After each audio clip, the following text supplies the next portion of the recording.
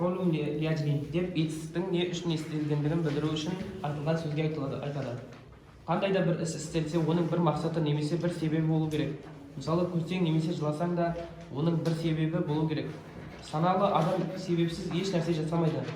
Істеген ісіңді біреуге айтсаң да, оның себебін айтып түсіндіресің. Мысалы, вақафат таламизату. Оқушылар тұрды десек, мұнда оқушылардың тұрғандығын түсінеміз. Осы сөйлемде жалғастырып, ижладан лил муаллими мұғалімді сыйлап десек, олардың орнынан тұрған себебі мұғалімге құрмет көрсету екендігін түсіндіреміз. Жақсы.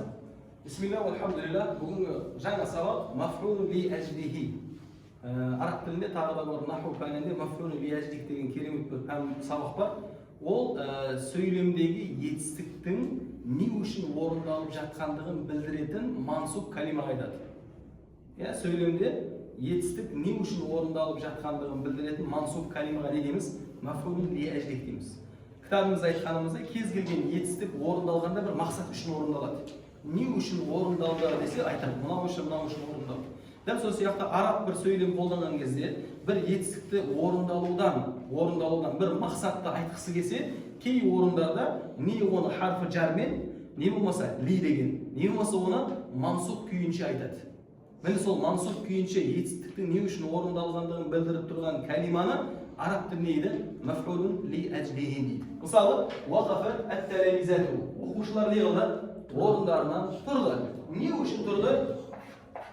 İclalan lil muallimi.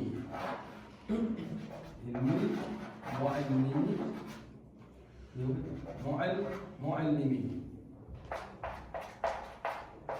Оқушылар тұрды. Не үшін? İclalan мұғалімді құрметтеу үшін. Мысалы, Zuyyinal baytu. Айтады. Zuyyina al-baytu. Үй не істелінді? Безендірді. Не үшін? İkraman lid-duyufi.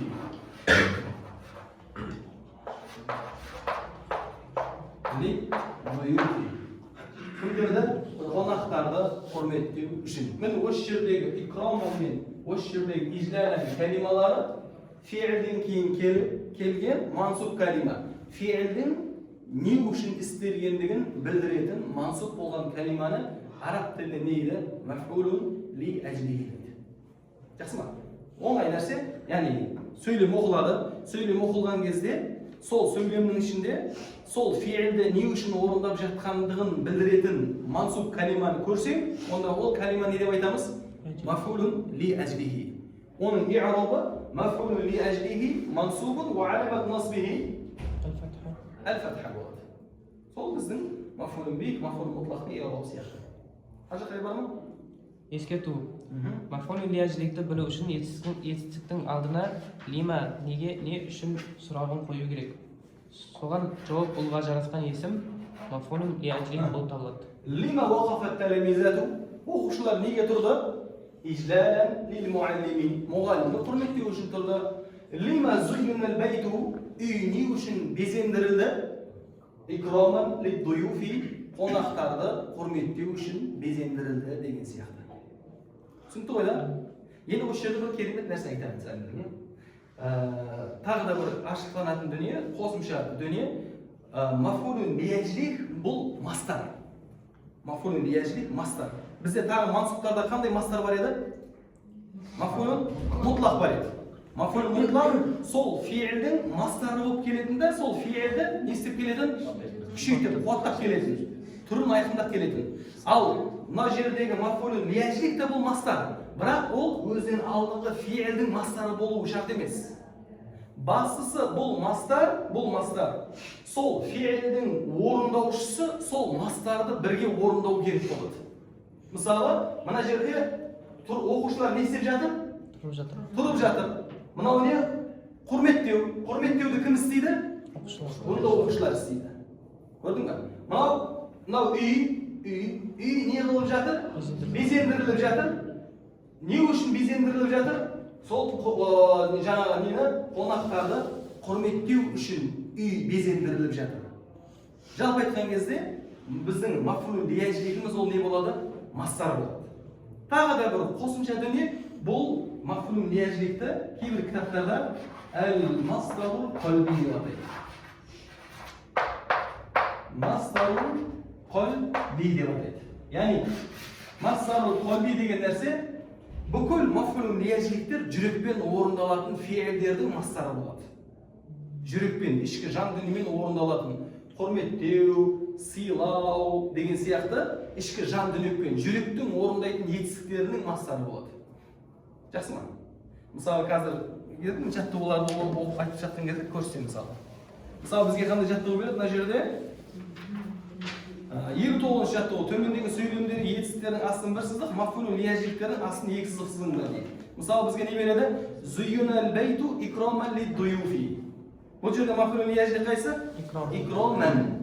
Икрам деген ол құрметтеу, жүрекпен орындалады. Екінші қара, «Вама арсалнака илля рахматан лил аламин». Біз сені әлемге не үшін жібердік? Рахмет үшін жібердік. Рахмет қылу, мейірімді қылу. Немен орындалады ол? Жүрекпен. Одан кейін қара, «А'тил мужтахида джаизатан мукафаатан лаху». Мужтахидке, ынталы оқушыға сыйлықты, оған оны сыйлау үшін, оны сыйланғандығы үшін не?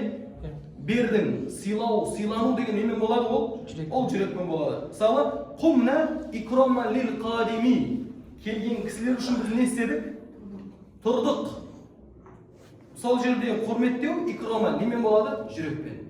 Жалпы айтқан кезде мафулун лияжлик дегеніміз фиилден кейін келіп, сол фиил не үшін орындалып жатқандығын білдіретін мансуб болған мастар қалби, яғни жүрекпен орындалатын фиилдердің мастарлары болады. Түсінікті ма? Одан кейін жаттығу не еді? 60 жаттығу төмендегі сөйлемдердегі мафулун бихке бір сызық, мафулун мутлаққа екі сызық, мафулун лияжликке үш сызықсыз дейді.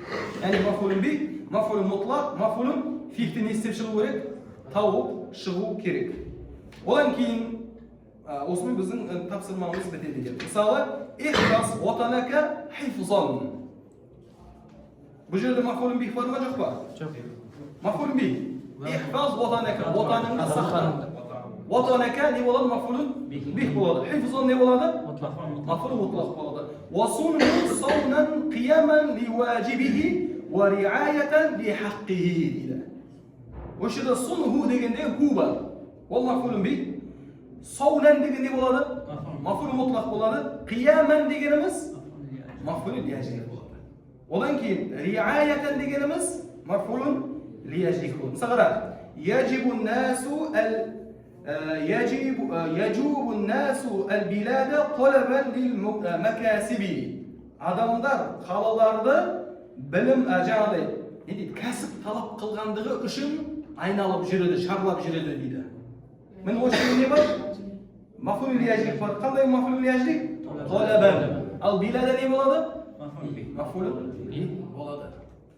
Қорытындылай келген кезімізде мафулун лияжлик дегеніміз сөйлемдегі фиилдің не үшін орындалғандығын білдіретін мансуб болған жүрекпен орындалатын фиилдердің несі?